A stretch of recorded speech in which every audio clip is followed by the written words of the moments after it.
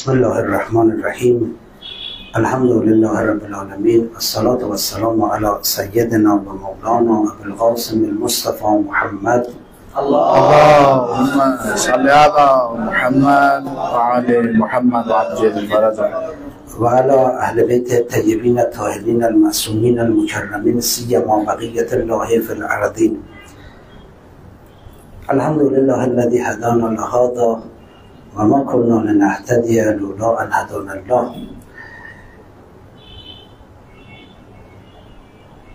سالروز شهادت ریاست جمهور محترم ایران حضرت آیت الله رئیسی رو خدمت همه عزیزان تسلیت عرض می‌کنم. بسم الله الرحمن الرحیم. আমাদের আলোচনার পর্ব শুরুর আগেই প্রাককালে আমি তোমাদের সবাইকে আজকে আমাদের সেই প্রিয়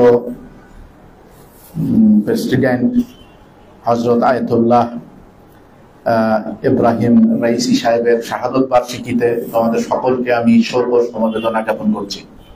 آقای رئیسی رئیس جمهور محبوب جمهوری اسلامی که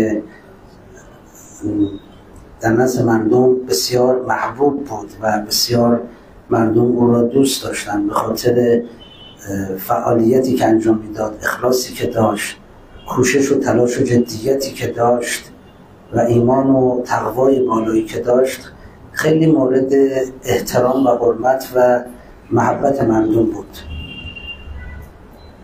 জনাব রাইসি সাহেব এমন একজন প্রেসিডেন্ট ছিলেন, ইরানের প্রত্যেকটি জনগণ তাকে খুব ভালোবাসতো, সবার কাছে উনি গ্রহণযোগ্যতা পেয়েছিলেন, সবার কাছেই প্রিয় পাত্র হিসেবে চিহ্নিত হয়েছিলেন। এর কারণ হচ্ছে যে উনি অক্লান্ত পরিশ্রমী ছিলেন, মানুষের জন্য অক্লান্ত পরিশ্রম করেছেন, ইরানের জনগণের জন্য অত্যন্ত পরিশ্রম করেছেন। উনি ওনার পরিশ্রমের ভিতরে ইখলাস ছিল, তারপরে তাকওয়া ছিল, এগুলো সম্পূর্ণভাবে উনি ইরানের মানুষের একেবারে হৃদয়ের কাছে যেতে পেরেছিলেন এবং উনি যে প্রচেষ্টা চালিয়েছিলেন ইরানের মানুষের জীবনযাত্রার মান উন্নয়নের জন্য, তা এক কথায় বলা চলে যে অনস্বীকার্য একেবারে। دست تقدیر الهی این نعمت رو از ما گرفت. আল্লাহ রাব্বুল আলামিনের সেই গভীর দৃষ্টিভঙ্গির আওতায় তার তাকদীরের ছিল যে আমাদের এই কাছ থেকে এই নিয়ামতটা আমরা খুব সহজে হারিয়ে ফেলবো, উনি নিয়ে যাবেন। برای اون رئیس جمهور شهیدمون طلب آمرزش، طلب رحمت، طلب سعادت و رستگاری میکنیم از خداوند تبارک و تعالی.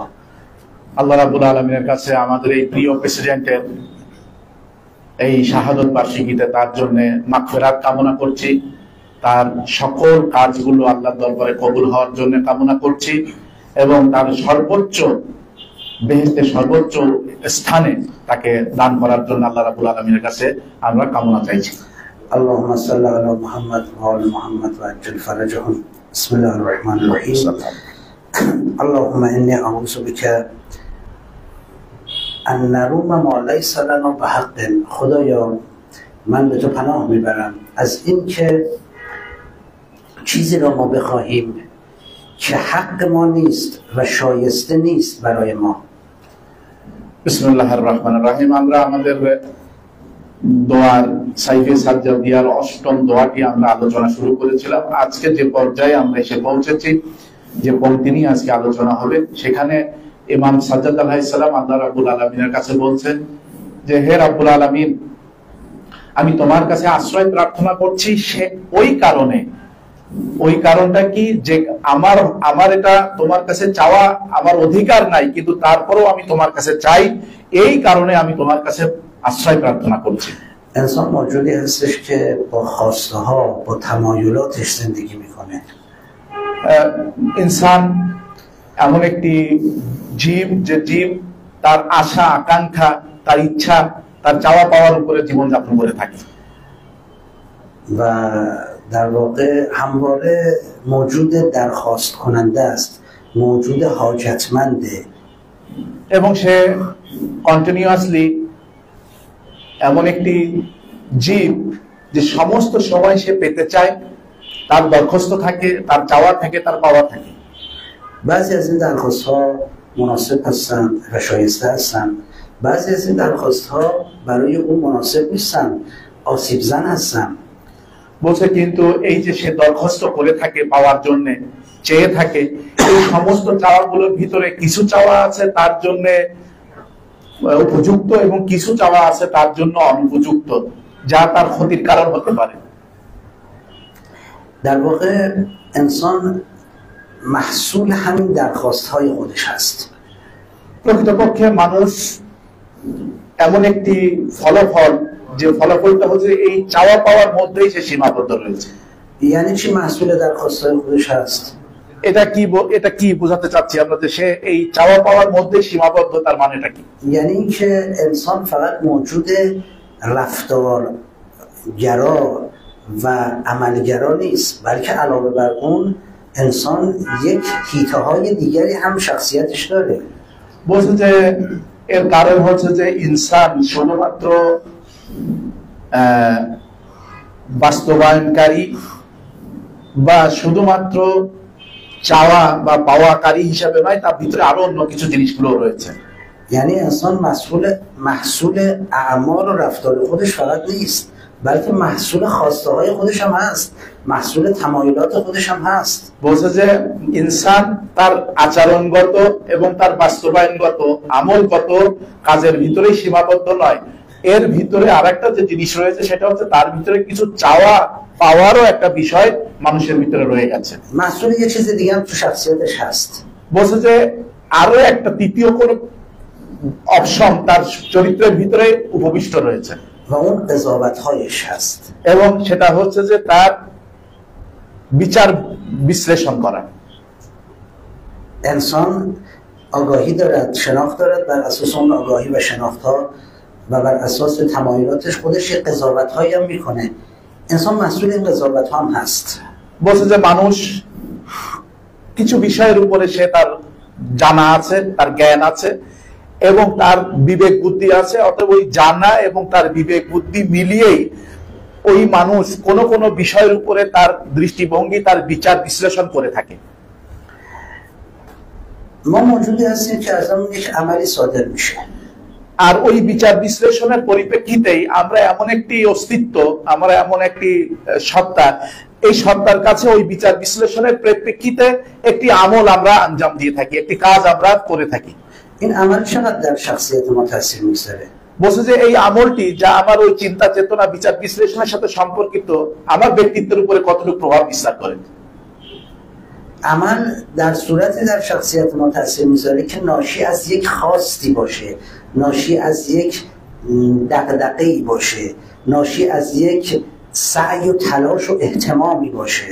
বলছে যে আমাদের প্রত্যেকটি আমল যা আমরা আঞ্জাম দিয়ে থাকি, যা আমরা করে থাকি, কার্যক্রম যেটা আমরা করে থাকি, কর্ম সম্পাদন করে থাকি, এই কর্ম সম্পাদনটা তখনই আমার ব্যক্তিত্বের উপরে আসর করবে, আমার ব্যক্তিত্বের উপরে প্রভাব ফেলবে যখন সেটা কোনো একটা উদ্দেশ্য ভিত্তিক হয়, কোনো একটা গুরুত্বপূর্ণ বিষয়ের সাথে সম্পর্কিত হয়।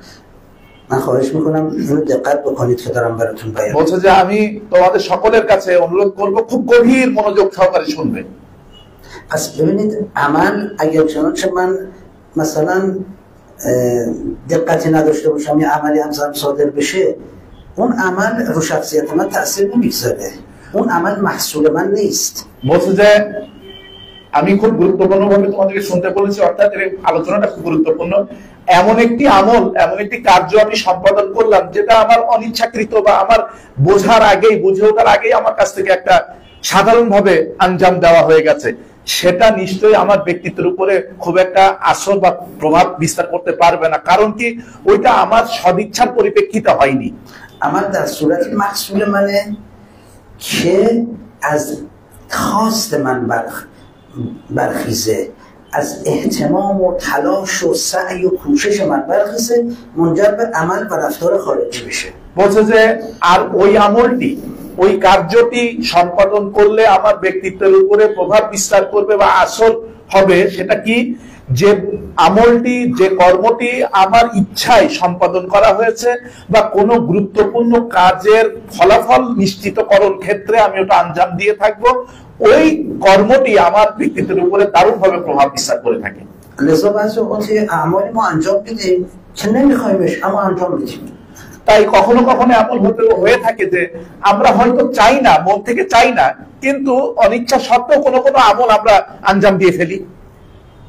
دقت کنید مثلا ممکنه انسان یه گناهی انجام بده اما واقعا دوست نداره ها، تلاشی هم نمیکنه اون گناه رو انجام بده، اون تو بالاخره این رفتار انجام میده।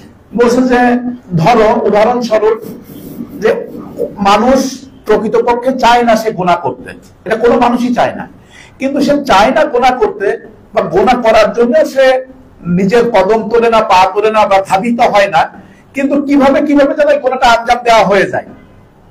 বাদানাম খুদেশো শমাতাত মিকনে, এবং এই আঞ্জাম দেওয়ার পরে সে নিজেকে আবার নিজেই প্রশ্নবিদ্ধ করে যে কেন আমি এটা করলাম। پس این از عمل به خاطر اهتمامش نبود، اینجوری نبود که دغدغش باشه این عمل انجام بده، بلکه این دفعه خوش اومد این عمل انجام داد।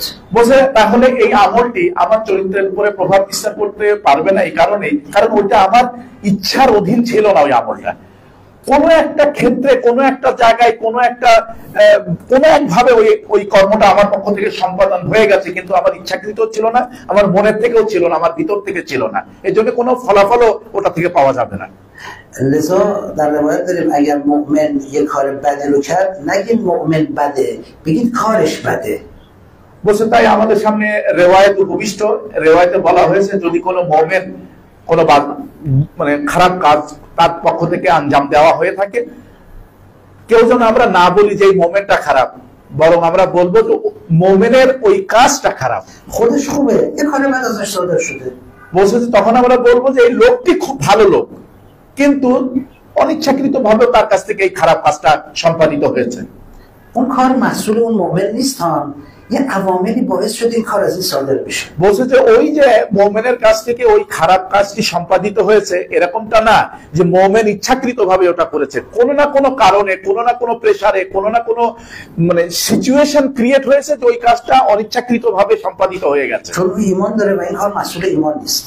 বলছে কারণ ওই মুমিন মানে কি তার ঈমানের সাথে সম্পর্ক, তার ঈমান অটুট, আর যে ব্যক্তি মুমিন তার ঈমান অটুট আছে, কোন ঈমানদার ব্যক্তি কোনো খারাপ কাজ করতে পারে না। حالا برعکسش هم هست، এর বিপরীত কিছু আবার আছে, কিন্তু یه آدم فاسق একটা খারাপ মানুষ اصلا ذاتش خرابه، তার অস্তিত্বগত সে খারাপ, همهش میگن آدم بد، সকলেই তার ব্যাপারে বলে যে লোকটি খারাপ খারাপ খারাপ। امکان نداره این کار خوب بکنه؟ বলছে যে সে কি কখনো এটা করতে পারে না? چرا؟ اما অবশ্যই مسئول ذاتشه। কিন্তু সে যখন ওই একটা ভালো কাজ করে ফেললো, সেটা কি তার ওই সত্তাগত ভালো কাজ করা হবে? সেটা না। نه پس به اون نمیگیم خوب شده، بگیم کار خوب کرده। তাহলে আমরা ওই খারাপ লোকটার ব্যাপারে, যে লোকটা সবসময় খারাপ করে কিন্তু একটা ভালো কাজ করেছে, তার ব্যাপারে আমরা কি বলবো? যে সে ভালো হয়ে গেছে, এটা বলবো? এটা বলবো না, বলবো যে সে খারাপ কিন্তু একটা ভালো কাজ সে করে ফেলেছে। لذا هستش که در قرآن داریم میگه ایمان و عمل صالح، یعنی هم بخواهد هم بکند।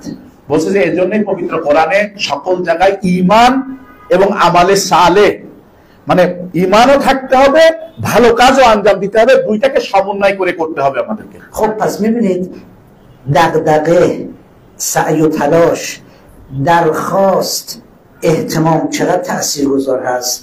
তাহলে আমরা নিশ্চয়ই বুঝতে পারছি যে আমাদের বিচক্ষণতা, আমাদের দৃঢ়তা, আমাদের প্রচন্ডভাবে আমাদের ওই কাজে, যে কাজ করতে চাই সেই কাজের উপরে আমাদের আসক্তিতা এবং ইচ্ছা, প্রবণতা আমাদের কতটুকু আমাদের ব্যক্তিত্বের উপরে প্রভাব বিস্তার করে। از اون طرف قضاوت ها رو در نظر بگیرید، بیاین تو حوزه شناخت و ادراکات। এর উল্টো দিকে আমরা ওই বিচার বিশ্লেষণের দিকে আমরা যদি একটু দৃষ্টি দেই। الان یه نفر قضاوت میکنه اسرائیل کار بدی میکنه، این قضاوت آن هیچ رفتاری نیست، هیچ درخواست و سعی و تلاش و اهتمامی هم نیست। একজন ব্যক্তি তার চিন্তা চেতনা দিয়ে, বিচার বিশ্লেষণ দিয়ে সে বলল যে ইসরায়েল মন্দ কাজ করছে, তার সমস্ত কাজগুলো মন্দ, এটা কিন্তু তার বিচার বিশ্লেষণ, কিন্তু এটা কিন্তু তার আমল না, তার কোনো কার্য সম্পাদন সে করছে না, শুধু তার বিচার বিশ্লেষণ বর্ণনা করছে। آیا این فرق نمیکنه با اون کسی که قضاوت میکنه اسرائیل کارو درست و صحیح و حق میکنه؟ কিন্তু এই যে তার বিচার বিশ্লেষণ, এই বিচার বিশ্লেষণে সে বলছে ইসরায়েল খারাপ কাজ করছে, আর একজন যে বলছে তার বিচার বিশ্লেষণ দিয়ে বলছে না ইসরায়েল ভালো কাজ করছে, কাজগুলো খুব ভালো, এই দুইয়ের ভিতরে কি কোনো পার্থক্য নেই? شما وقتی این دوتا رو میزنید کنار هم دیگه چی برداشت میکنید؟ তোমরা যখন এই দুইটা ব্যক্তিকে পাশাপাশি রাখবা, একজন ইসরায়েলকে ভালো বলছে, একজন ইসরায়েলকে খারাপ বলছে, এই দুটা ব্যক্তিকে যখন পাশাপাশি রাখবা, এই দৃষ্টিভঙ্গি থেকে তোমরা কি মানে এখান থেকে নিতে পারো? میگید اون که اسرائیل رو محکوم میکنه آدم درستیه، اون که اسرائیل رو محکوم نمیکنه آدم بدیه। আমরা আমাদের চিন্তাধারায়, তোমাদের চিন্তা ভাবনায় আমরা তখন কি বলবো? এই দুইটার যখন চিন্তা ভাবনা আমাদের সামনে থাকবে তখন আমরা বলবো যে ব্যক্তি আমাদের পরিচিতি, আমাদের কাছে যে জ্ঞান গর্ব আছে, তাই সেখান থেকে বিচার বিশ্লেষণ আমরা করবো যে ব্যক্তি ইসরায়েলকে খারাপ বলছে সে ব্যক্তি খুব বিচক্ষণ ব্যক্তি, কিন্তু যে ব্যক্তি ইসরায়েলকে ভালো বলছে সে খুব ভালো বিচক্ষণ ব্যক্তি নয়। پس ببینید قضاوت‌های ما از ذات ما نشأت میگیره। তাহলে বিচার বিশ্লেষণটা আমাদের সত্তাগতভাবে আমাদের ভিতর থেকে উপস্থাপন হয়ে থাকে। ذات ما اگه خوب باشه، کشش‌های ما، سعی و تلاش ما، اهتمام ما اگه خوب باشه، قضاوت‌هامون خوب میشه، بد باشه قضاوت‌هامون هم بد میشه। তাহলে আমরা এসে দেখলাম যে আমাদের অভ্যন্তরে আমাদের যে জাত আছে, আমাদের যে সত্তা আছে, সেই সত্তা যদি আমরা পরিষ্কার পরিচ্ছন্ন করতে পারি, সেটাকে যদি পাক সাফ করে রাখতে পারি, তাহলেই আমাদের টান হবে কোন দিকে? ভালোর দিকে আমাদেরকে টেনে নিয়ে যাবে। আর যদি ওটাকে আমরা পাক সাফ না করতে পারি তাহলে খারাপের দিকে আমাদেরকে টেনে নিয়ে যাবে। پس می‌بینید که این وسط یه هسته‌ای در شخصیت ما هستش، یعنی اون اهتمام‌های ما، اون رویکردهای ما، اون درخواست‌های ما، اون تمایلات ما که هم رفتار ما رو مشخص میکنه، هم قضاوت‌های ما رو مشخص و مدیریت میکنه। তাহলে আমরা এই পর্যায়ে এসে এই জায়গায় উপনীত হলাম যে আমাদের অভ্যন্তরে এমন কিছু একটা অস্তিত্বগতভাবে, সত্তাগতভাবে বিদ্যমান, যা আমাদেরকে আমার চাওয়া পাওয়া, আমার দৃষ্টিভঙ্গি, আমার বিচার বিশ্লেষণ, আমার কর্ম সম্পাদন এবং আমার প্রচেষ্টার উপরে প্রভাব বিস্তার করে থাকে। ওটা আমাদের সেই ভিতরের সত্তা। حالا اینو ما باید درستش کنیم. اینو تو قرآن بهش میگن چی؟ میگن سعی। বলছে যে এটাকে এই যে ভিতরের যে সত্তা, আমাদের অস্তিত্বগত যে সত্তা, এই সত্তাকে আমাদের ভালো করতে হবে। একে কোরআনে কি বলছে? সাই বলছে। লাইসা লিল ইনসান ইল্লা মা সাআ। برای انسان هیچ چیز الا ما سعیش।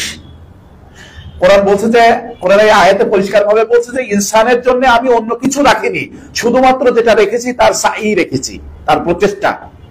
شما چرا به مادرتون رفتار محبت آمیز دارید؟ বলছে তোমরা কেন তোমাদের আম্মার সাথে খুব ভালো আচরণ করো, খুব ভালো ব্যবহার করো? কারণ কি?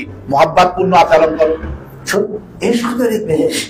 কারণ মায়ের প্রতি একটা আমাদের আকর্ষণ আছে, আমাদের একটা ভালোবাসা আছে মায়ের প্রতি। چرا نسبت به دشمن مسلمانان رفتارتون قهرآمیزه؟ چون نفرت دارید ازش। কেন আমরা মুসলমানদের দুশমনদের উপরে আমরা বিচক্ষণতার সহিত আমরা দৃঢ়তাপূর্ণ আচরণ করে থাকি? কারণ তার সাথে আমাদের শত্রুতা আছে। چرا قضاوت میکنید و حکم میکنید که این بده اون خوبه؟ به خاطر همون علایقتون هست। তাহলে আমরা বিচার বিশ্লেষণ করে থাকি যে এটা ভালো, এটা খারাপ, এটা কেন, কিভাবে বলতে পারি? আমরা আমাদের যে ভিতরে যে জিনিসটা রয়েছে, সেই ভিতরের জিনিসটার যে চাওয়া, মানে আমরা যেদিকে তার ইচ্ছাটাকে যেদিকে প্রবাহিত করেছি, আমরা সেদিকে ভালো এবং মন্দ মানে তারা তুলনা করতে সক্ষম।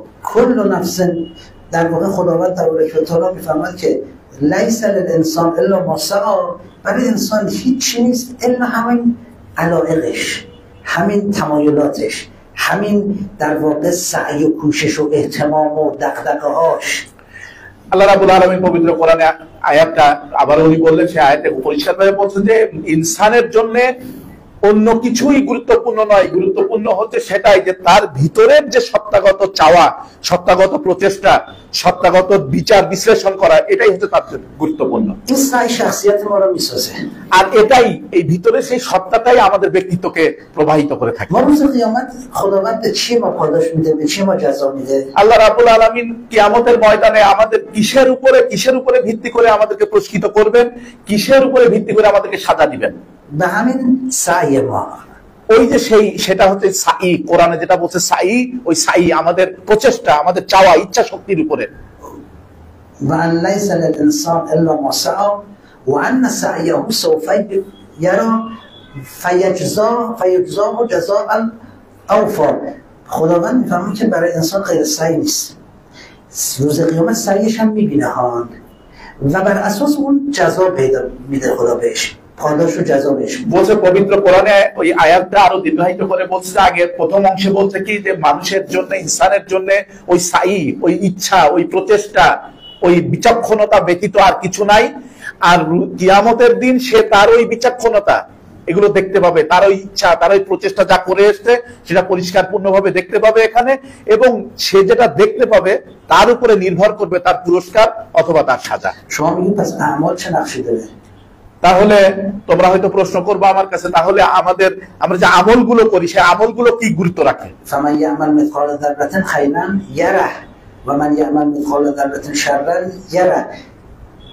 اگر یک ذره عمل خیر و شر انسان انجام بده میبینه।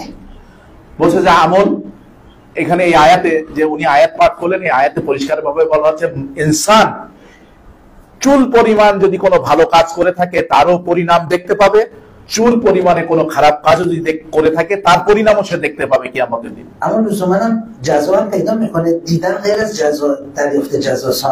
বলছে যে দেখা আর আযাব পাওয়া বা পুরস্কার পাওয়া কিন্তু পার্থক্য আছে। দেখাটা এক জিনিস, পাওয়াটা আর এক জিনিস। দুইটা আলাদা বিষয়, একটা হচ্ছে দেখা আর একটা হচ্ছে পাওয়া, তাই সে পুরস্কার অথবা শাস্তি। বলছে যে মানুষের পক্ষ থেকে যদি একটা মানে খারাপ কাজ তার পক্ষ থেকে যদি আঞ্জাম দেওয়া হয়, আল্লাহ কি করবেন? বলছে সে তখনই তার খারাপ কাজটা দেখতে পাবে, কিন্তু সে কি ওই তার বিপরীতে সাজাও পাবে? اما وقتی به سعی میرسه خدا میگه چی؟ وَأَنَّ سَعْيَهُ سَوْفَ يُرَى فَيُجْزَاهُ جَزَاءً أَوْفَىٰ. سعیشو میبینه، جزا بر اساس این سعی میگیره، یعنی جزا بلافاصله برای سعی میاد بعد از دیدن. বলছে যে সাই যেটা বলছে, যেটা ইচ্ছা, সৎ চিন্তা, সৎ কাজ, সৎ ভাব, এই সৎ প্রচেষ্টার সে ওখানে দেখতেও পাবে এবং সঙ্গে সঙ্গে পুরস্কারও পাবে। বুঝতে পেরেছো তোমরা এই কোরআন আয়াতটা? বুঝতে পেরেছো? খুব নিখুঁত একটা আলোচনা কিন্তু এখানে। বলছে যে আমি নিজে শুধুমাত্র এই আয়াতের এই যে দেখা এবং পাওয়া কিয়ামতের ময়দানে কি একই কিনা এই ব্যাপারে আমি একটা বই লিখেছি। আমি মুআদালে রাফত আমাল সাই বা শনাখত در شخصیت انسان।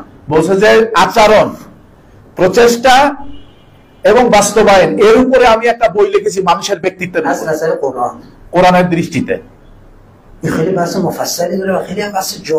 বলছে এটা অত্যন্ত গুরুত্বপূর্ণ একটা বিষয় মানুষের ব্যক্তিত্বর ব্যাপারে, এবং এটা খুবই মানে মজার একটা বিষয়। دیدید تو بعضی از روایات دارن، مثلا بعضی از روحانیون به شما گفتن که مثلا بعضی از افراد میرن بهشت، در واقع خداوند خطاهاشون رو میبخشه، میرن بهشت। বলছে যে তোমরা নিশ্চয়ই জেনে থাকবে, কিছু কিছু রিওয়ায়াতে এটা বলা হয়েছে যে কিছু কিছু মানুষ কাল কিয়ামতের ময়দানে তার ত্রুটিগুলোকে আল্লাহ পাক ঢেকে রাখবেন, দেখাই হবে না, তাকে বেহেশতে পাঠিয়ে দিবেন। اما بعضی اعمال رو اینا میدونی چه اعمالی هستش؟ اینا اعمالی هستش که پشتوانه شخصیتی نداره، یعنی پشتوانه اهتمامی نداره، یعنی خواسته این فرد نبوده، خطا کرده، قصور کرده، گول خورده، فریب خورده. বলতে কোন মানে ত্রুটিগুলো আল্লাহ রাব্বুল আলামিন না দেখার ভান করে ছেড়ে দিবেন এবং তাদেরকে বেহেশতে পাঠিয়ে দিবেন। কোন ত্রুটিগুলো? সেই ত্রুটিগুলো যে ত্রুটিগুলো তার নিজের সত্তাগতভাবে আঞ্জাম দেওয়া হয়নি, ইচ্ছাকৃতভাবে আঞ্জাম দেওয়া হয়নি, এবং সেটার জন্য সে পূর্ব পরিকল্পনা করে আঞ্জাম দেয়নি, অনিচ্ছাকৃত একটা হয়ে গেছে, ভুলবশত একটা হয়ে গেছে, এগুলো আল্লাহ পাক ছেড়ে দিবেন, তাদেরকে বেহেশতে জায়গা করে দিবেন ইনশাআল্লাহ। একজন ব্যক্তি, ধরো একজন ব্যক্তি চুরি করে, পরে চুরি করার পরে নিজেই খুব নিজের উপরে রাগান্বিত হয়ে যায় যে কেন এই কাজটা করে, কারণ সেটা ভাবে যে আমি তো চোর না, কিন্তু আমি এটা করে ফেলেছি। কিন্তু একজন ব্যক্তি চুরি করে আবার সে খুব মানে মজাও পায়, বিশাল চুরি করে ফেলেছি। বলছে এই দুটা ব্যক্তির ভিতরে কি পার্থক্য নাই?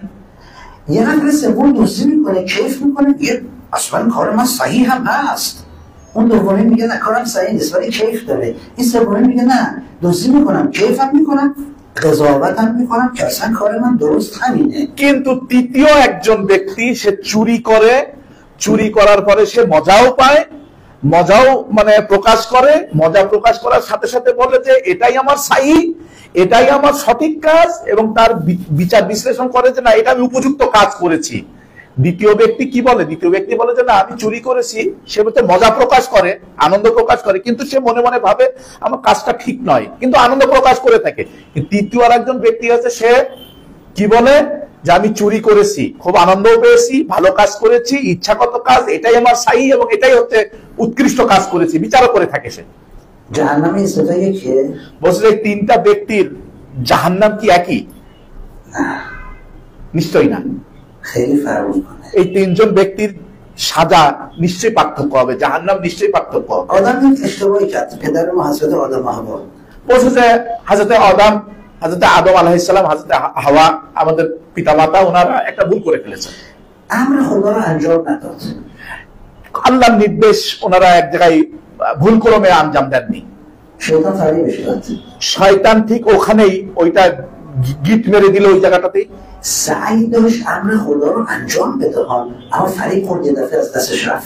হযরতে আদম হযরতে হাওয়া সাই করছিল, ইচ্ছা করতেছিল, প্রচেষ্টা করতেছিল যে আল্লাহর নির্দেশটাকে আঞ্জাম দিবেন, কিন্তু শয়তানের মানে প্ররোচনায় কাজটা ভুলে গেছেন আঞ্জাম দিতে। পরবর্তীতে আল্লাহ কি করেছেন? হযরত আদম এবং হযরত হাওয়াকে বলেছেন যে ঠিক আছে তুমি তওবা করো, আমি ওটাকে মিটাই দেবো। তওবা করেছেন, মিটাই দিয়েছেন।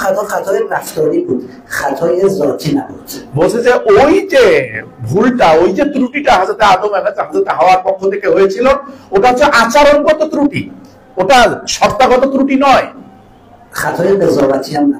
এবং ওই ত্রুটিটা বিচার কেন্দ্রিক ত্রুটিও নয়।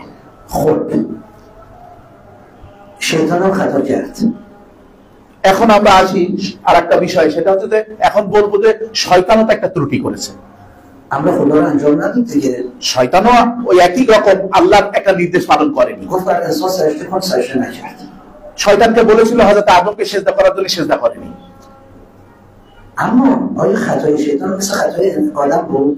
তাহলে শয়তানও এখানে ভুল করেছে, ত্রুটি করেছে, হযরত আদমও ত্রুটি করেছিল, কিন্তু হযরত আদমের ত্রুটি আর শয়তানের ত্রুটি কি একই পর্যায়ের?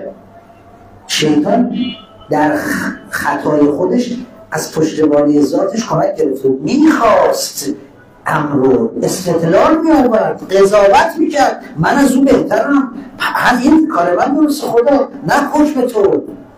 বুঝলেন? কিন্তু হযরত আদমের ত্রুটিটা হযরত আদম চাইনি ত্রুটি করতে, শয়তানের প্ররোচনায় করে ফেলেছে। উনি ইচ্ছা প্রকাশ করেননি ওই ত্রুটিটা করার জন্য। ওনার সত্তাগত ত্রুটি ওটা নয়, আচরণগত ত্রুটি, কিন্তু শয়তান যে ত্রুটিটা করেছে, এই ত্রুটিটা করার পরে সে মজাও প্রকাশ করেছে, আচরণগত ত্রুটিও কি বলে সত্তাগত ত্রুটি করেছে, এবং ত্রুটি করার জন্য প্রচেষ্টাও করেছিল, আগে নিজেই প্ল্যান তৈরি করেছে এরকম একটা কাজ করবে, এবং তার জন্য সে দলিলও নিয়ে এসছে আল্লাহর সামনে যে আমি ঠিক কাজটাই করেছি, কারণ ও আমার থেকে নিচে, আমি ওর থেকে উৎকৃষ্ট, ও আমার থেকে নিকৃষ্ট। আল্লাহর সামনে দলিলও নিয়ে এসছে নিজের কাজের জন্য, এবং তওবাও আর করেনি। এখনো পর্যন্ত শয়তান তওবা করেনি, কিন্তু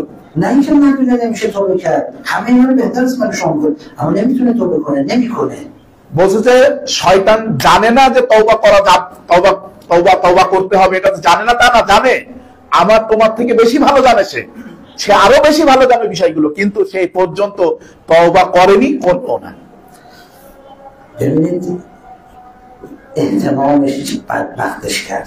বলছে যে তার ওই সত্তাগত যে চাওয়া পাওয়া, তার ইচ্ছা তাকে কোন পর্যায়ে নিয়ে গেছে।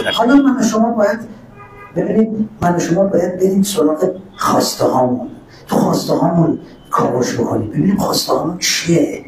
বলছে যে আসো, আমি তোমাদেরকে আহ্বান করবো, আসো আমরা সম্মিলিতভাবে আমাদের চাওয়া পাওয়ার দিকে আমরা একটু দৃষ্টি দেই। চলো আমরা চাওয়া পাওয়া গুলোকে আমরা অপারেশন থিয়েটারে এটাকে কেটে ছিঁড়ে অপারেশন করে দেখি যে আমাদের চাওয়া পাওয়ার ভিতরে কি আছে।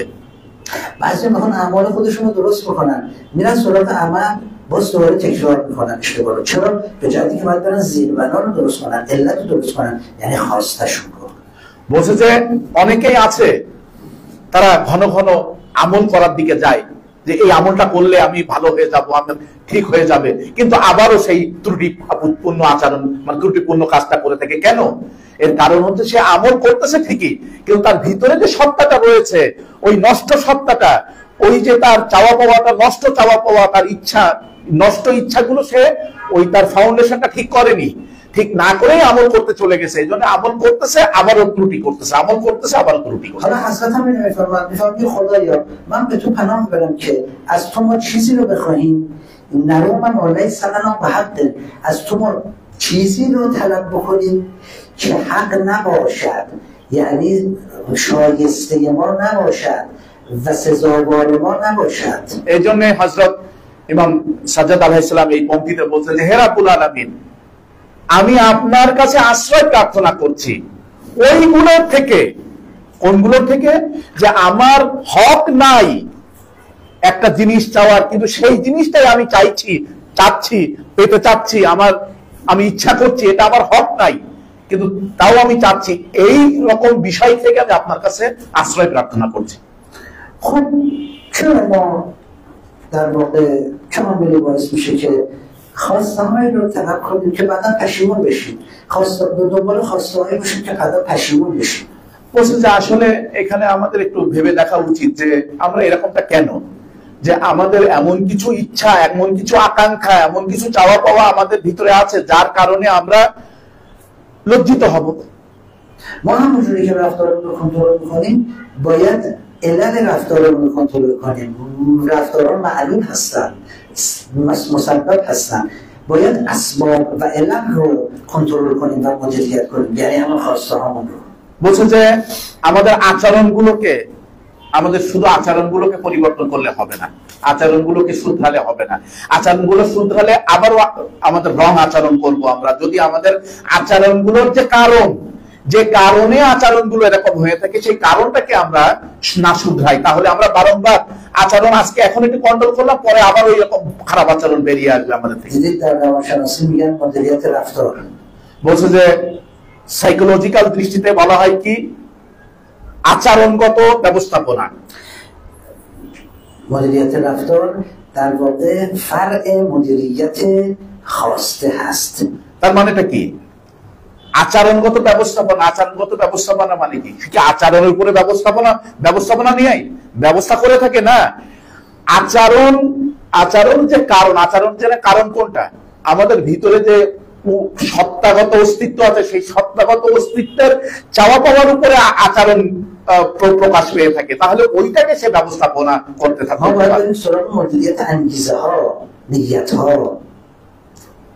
আরেকটু উন্নত পর্যায়ে বলা যেতে পারে যে আমাদের নিয়াতের ব্যবস্থাপনা করা, আমাদের ইচ্ছা আকাঙ্ক্ষার ব্যবস্থাপনা করা।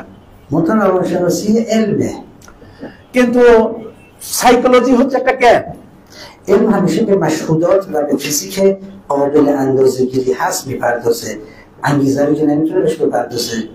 বলছে যে জ্ঞান সবসময়, জ্ঞানের একটা দুর্বল দিক আছে, সেটা হচ্ছে কি জ্ঞান সবসময় যেটা চোখে দেখা যায়, যেটা স্পর্শ করে বোঝা যায়, যেটার মানে পরিমাপ করা যায়, তার উপরে সে মানে দৃষ্টি দিয়ে থাকে। কিন্তু আমার ইচ্ছা, আমার আকাঙ্ক্ষা, আমার চাওয়া পাওয়া তো দেখাও যায় না, মাপও নেওয়া যায় না, বড় ছোট করা যায় না, তাহলে সাইকোলজি কিভাবে এর দৃষ্টি দিবে? এই কারণেই সাইকোলজির যে লেখাপড়া, সেই জ্ঞানটা এখানে এসে বলছে যে আচরণগত ব্যবস্থাপনার উপরে আমরা দৃষ্টিভঙ্গি রাখবো। অ্যাকচুয়ালি কথাটা হচ্ছে ওই ইচ্ছা আকাঙ্ক্ষা চাওয়া পাওয়ার কথাটাই এখানে বলতে চেয়েছে। فراتر از این انگیزه ها وجود داره، خواسته ها وجود داره، علمی برای شناختن خواسته ها وجود نداره، چون اون امری مشهود و محسوس و قابل اندازه‌گیری نیست। প্রকৃতপক্ষে আমাদের এটাই বলতে চাই আমি যে আমাদের এমন কিছু আছে যেটা জ্ঞান সেটাকে পরখ করতে সক্ষম নয়, যেটা দেখা যায় না, যেটাকে মাপা যায় না, পরিমাপ করা যায় না, ছোট করা যায় না, বড় করা যায় না। তাই জ্ঞান ওখানে নিশ্চুপ, জ্ঞানের কথা বলার কোনো এখতিয়ারই ওখানে নাই। কেন আমরা তাহলে আমরা বলতে চাই যে কেন আমরা এমন কিছু চাই যেটা আমাদের ব্যক্তিত্ব সম্পন্ন নয়, আমাদের প্রকৃতপক্ষে বলবো যে যেটা আমাদের জন্য ভালো নয়, তারপরে সেটা আমরা কেন চাই? আমাদের মর্যাদাপূর্ণ নয় আমাদের জন্য। কোন কোন ক্ষেত্রে আমাদের নাদান, আমরা যে নাদান, আমরা নাদানতাই আমাদের মূর্খতাই আমাদেরকে ওই চাওয়া পাওয়ার দিকে টেনে নিয়ে যায়। আমরা এর অর্থ হচ্ছে কি যে আমরা আমাদের নিজেদের সম্পর্কে, আমাদের অস্তিত্বগত সত্তা সম্পর্কে আমরা নিজেরা খুব একটা জ্ঞান রাখি না।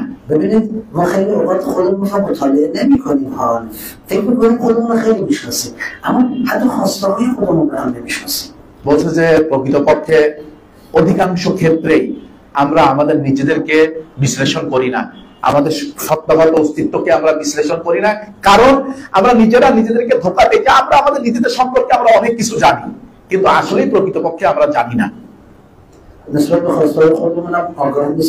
বলছে যে আমাদের ভিতরের চাওয়া পাওয়া সম্পর্কে আমরা কোনো অভিজ্ঞতা রাখি না।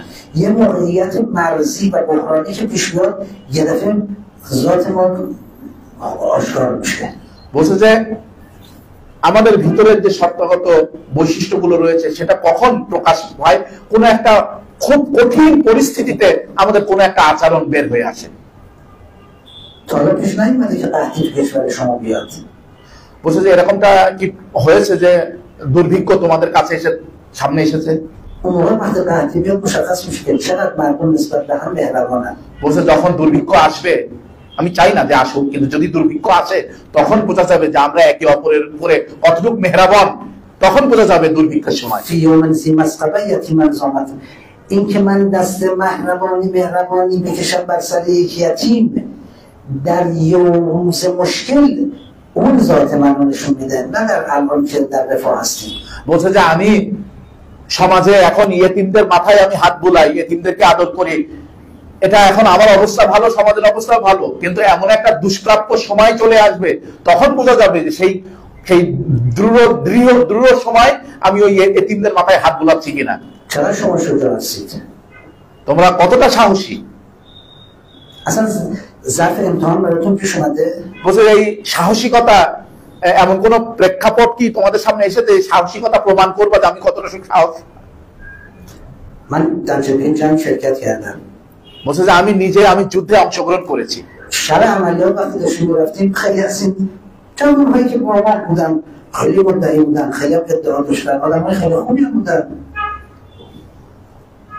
যখন আমি ওই রাতে যখন আমরা যেতাম হামলা করতে, যখন আমরা টিম নিয়ে বের হতাম, তখন ওই টিমের ভিতরে অনেকেই ছিল যারা খুব সাহস নিয়ে হ্যাঁ আমি পারবো, আমি যাব, আমাদের টিমের ভিতরে চলে এসেছিল।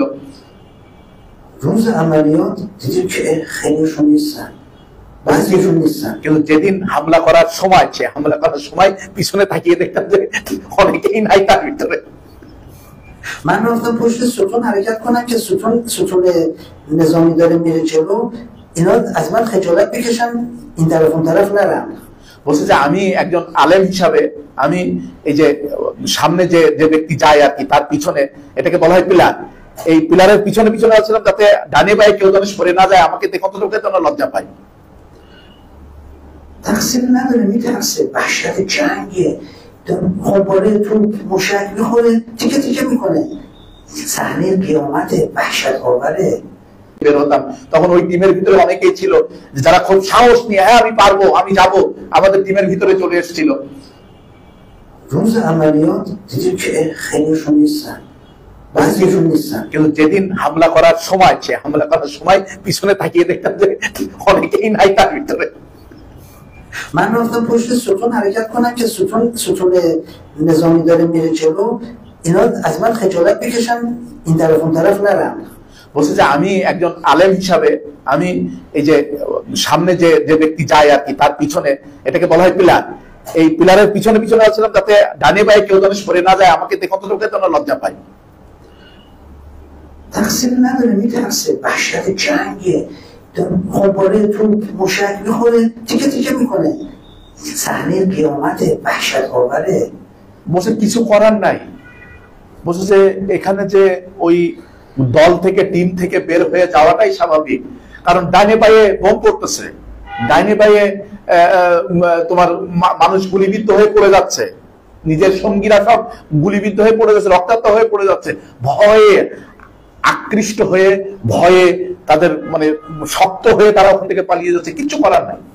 ببینید اونجاست که در اون صحنه انسان میتونه بفهمه شجاعتش، عیار شجاعتش چقدره। তার মানে ওই যে একটা অনুরূপ কিয়ামতের মতন একটা পরিস্থিতি ওই সময়, তখন বোঝা যায় যে কষ্টি পাথরে খসা যায় যে আমি কতটুকু সাহসী, সেখানে ওখানে প্রমাণ পাওয়া যাবে। عیار ایثار تو چقدره؟ বলছে তোমরা ইসার কতটুকু করো, ইসার মানে অন্যের স্বার্থে স্বার্থ দিয়ে কথা বলা হয় ইসার, কতটুকু করো। عیار منفعت طلبی تو چقدره؟ কিন্তু স্বার্থবাদিতা তোমাদের ভিতরে কতটুকু আছে? آیا حاضرت گرسنه بمونید برادرتون غذاتون رو برادرتون بدید؟ বলছে যে তোমরা কি চাও যে তোমার ভাইয়ের অপূর্ণ আছে, তোমার ভাইয়ের কি পূর্ণ করতে? یا وقتی ببینید غذا کمه حرص بیشتری میزنید که سرمایه‌های دیگری نبده؟ নাকি এরকমটাই যে যখন দেখা যাচ্ছে খাওয়া কম আসছে তখন তুমি হয়তো একটু বিচলিত হয়ে গেলে যে খাওয়া ভাগ করতেছে, এই সময় আমার খাওয়াটা থেকে না বেশি না চলে যায়।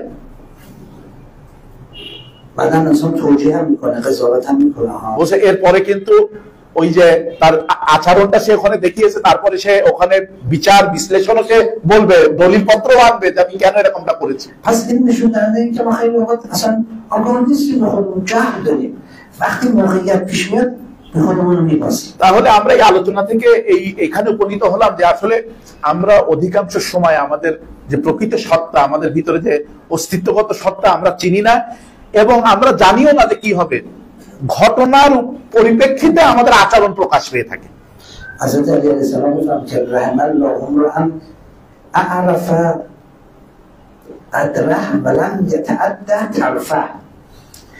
خدا رحمت میکند انسانی رو که خودش رو بشناسد و از حد و حدود خودش تجاوز نکند।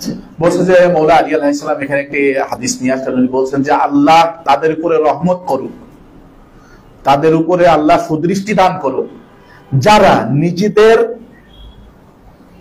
পরিসীমা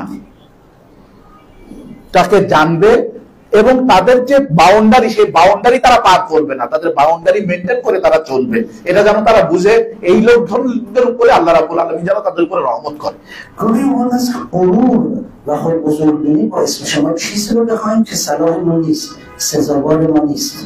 বলছে কোন সময় আমাদের অহংকার, আমাদেরকে নিজেদেরকে বড় করে দেখা, আমাদেরকে এটা এই দুটা কারণ আমাদেরকে ওই যেটা আমাদের জন্য প্রয়োজন নাই, আমার ব্যক্তিত্বে ওইটা সয় না, কিন্তু তারপরে আমরা এটা চেয়ে থাকি। این بدبخت میکنه ما، এই চাওয়াটা আমাদেরকে কি করবে, আমাদেরকে একেবারে ডুবিয়ে শেষ করবে। این باعث میشه که بعدا بفهمیم اشتباه کردیم و ضرر به ما برسونه، آسیب به ما برسونه। আমরা এইরকম আচরণের ক্ষেত্রে আমরা পরে বুঝতে পারবো যে আমরা ওটা ভুল করেছিলাম এবং তা বুঝেও লাভ হবে না, আমাদেরকে ক্ষতির সম্মুখীন করেই ছাড়বে সে। خداوند میفهمد که در واقع والله یرید ان یتوب علیکم و یرید الذین یتبعون الشهوات ان تمیلوا میلا عظیما. خدا میخواد شما به سوی خوب بروید، اما انسانهایی که دنبال شهوت یعنی دنبال خواسته های نابجا هستن، اینها میخوان میل بزرگی بکنن، یعنی خیلی میل میکنن به سوی چیزهایی که حقشون نیست। আল্লাহ রাব্বুল আলামিন এই পবিত্র আয়াতে বলছেন যে আল্লাহ চান যে মানুষ যেন ওই পাহাড়ের চূড়ায় উঠতে পারে, সেটা কোন দিকে, ভালোর ক্ষেত্রে। কিন্তু আবার কিছু মানুষ আছে যে তাদের শাহবাত মানে কি, মানে কুচাহিদাগুলোকে, নষ্ট চাহিদাগুলোকে পূরণ করার জন্য সেটাকে খুব বড় রং করে খুব বড় আকারে সেটা পাওয়ার জন্য তার পিছনে ছুটে থাকে। আল্লাহ রাব্বুল আলামিন বলেছেন যে পাহাড়ের উপরে ওঠার জন্য মানুষদেরকে চেষ্টা করতে হবে, না এটার পিছনে দৌড়ানোর জন্য।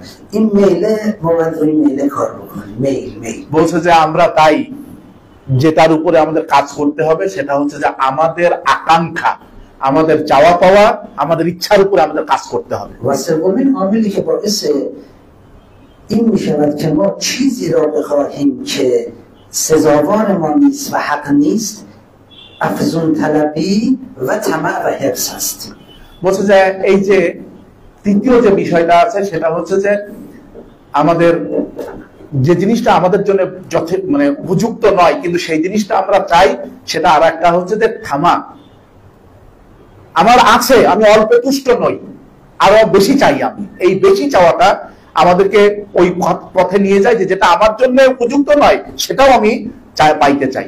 کسی که حرص داره گرایشات خودش رو و سعی و تلاش خودش رو در جهت حرص تنظیم میکنه و به سوی حرص میده و از دست خودش خارج میشه، کنترل و مدیریتی دیگه نداره। বলছে যে ব্যক্তি হ্যার্স করে সবকিছু পাইতে চায়, মানে উপরেও মানে গাছেরও খাবে নিচেরও পোড়াবে, বাংলায় যেটা বলে, সে এরকম টাইপের ব্যক্তিরা তারা সবসময় এইরকম খারাপ জিনিসের দিকে প্রবাহিত হয়ে থাকে, তারা কখনো ভালো জিনিসের দিকে প্রবাহিত হতে পারে না। لذا این خواسته درونی اون رو به اعمال و رفتاری میکشونه و به برتاهایی میکشونه که در واقع به صلاحش نیست، آسیبش وارد میشه।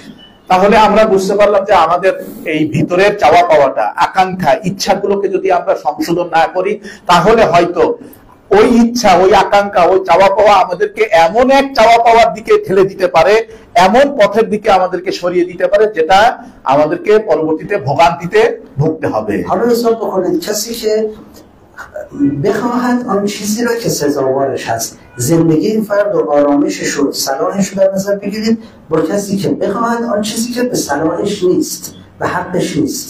অবশ্যই আমাদের দেখা উচিত যে একজন ব্যক্তি সে তার জীবন প্রশান্তিতে থাকার জন্য সে ওইটাই চায় যেটা তার জন্য প্রযোজ্য। এই ব্যক্তির উপরে আমাদের দৃষ্টি রাখা উচিত এবং ওই ব্যক্তির উপরেও দৃষ্টি রাখা উচিত যে ব্যক্তি তার জীবন শান্ত পরিশান্ত থাকার জন্য যেটা তার জন্য প্রযোজ্য নয় সেটাও চায়। তবে এই প্রযোজ্য এবং প্রযোজ্য নয় এই দুই ব্যক্তির উপরে আমাদের দৃষ্টি রাখা উচিত। حالا شما میگید خوش به حالش، رئیس شده، مدیر شده، نخست وزیر شده، رئیس جمهور شده। বলছে যে হয়তো আমরা অনেকেই বলে থাকি ওর তো অনেক কপাল খুলে গেছে, প্রেসিডেন্ট হয়ে গেছে, প্রধানমন্ত্রী হয়ে গেছে, অমুক প্রতিষ্ঠানের একেবারে চিফ হয়ে গেছে, প্রেসিডেন্ট হয়ে গেছে। اما بعضی از همین الان تو دنیا میگن کاش نمیشدیم। কিন্তু এই দুনিয়াতেই অনেকেই আছে যে এই পদ মর্যাদায় পৌঁছানোর পরেও তারা বলে থাকে যে হায় আল্লাহ, আমি যদি এই পদ মর্যাদায় না পৌঁছাতাম কোথায় আমার জন্য ভালো হতো। روز قیامت چی میگن؟ কিয়ামতের দিন তারা কি বলবে? আল্লাহ চি برای خودمون درست کردیم। কিয়ামতের দিন তারা যখন তাদের ওই প্রকৃত মানে কার্য সম্পাদনকৃত কার্যগুলো দেখতে পাবে তখন বলবে যে হায় আল্লাহ, এগুলো আমরা কি করে এসেছি। این کاش یه ریکشا میچرخوندیم، یک ریکشا میچرخوندیم، رئیس جمهور و نخست وزیر نمیشدیم। হয়তো কিয়ামতের দিন তখন বলবে যে এটা ভালো হতো যদি আমি একটা রিক্সা কিনে একটা রিক্সা চালক হয়ে থাকতাম, আমি যদি প্রধানমন্ত্রীও না হতাম, যদি রিক্সাও চালাতাম তাও বোধহয় আমার জন্য ভালো হতো, কিন্তু আমি প্রধানমন্ত্রী হয়ে আমি কি করেছি আল্লাহ। وقتی قانون ثروتش آورد و مردم نشون داد، مردم گفتن عجب قانون، خدایا ما هم مثل قانون ثروت بده। তোমরা তো করুণের গল্প শুনেছ, তার যে ধন সম্পত্তি, সোনা গহনা পয়সা, টাকা পয়সা যখন মানুষের সামনে তুলে ধরলো তখন অনেক মানুষই বলেছিল যে হে আল্লাহ, আমাদেরকে করুণের মতন এরকম অর্থশালী করে ফেলো। خدا جلو چشم مردم قارون و تمام ثروت عظیمش رو چند تو زمینه کشون در زمینه।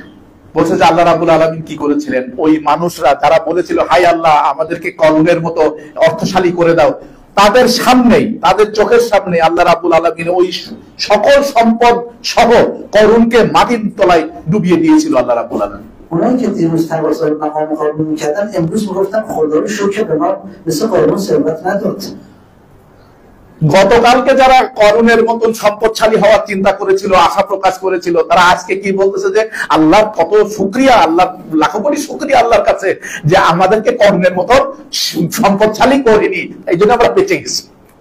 پس ما الان اگه خودمون تا وقتی فرصت داریم این امتحانات برامون پیش نیامده در درون خودمون همش مطالعه کنیم، بگیم خدایا من ایثارم چقدره، مهربانیم چقدره، محبتم به پدر مادرم چقدره، به دیگران به رفقام چقدره، من شجاعتم چقدره، نفرتم از ظلم چقدر هست و বলছে তাই আমাদের সামনে এখনো হয়তো অনেক প্রেক্ষাপট এখনো আমাদের সামনে এসে উপনীত হয়নি। ওই প্রেক্ষাপটগুলো উপনীত হওয়ার আগেই আমরা সুযোগ পেয়েছি, সময় আমাদের হাতে আছে।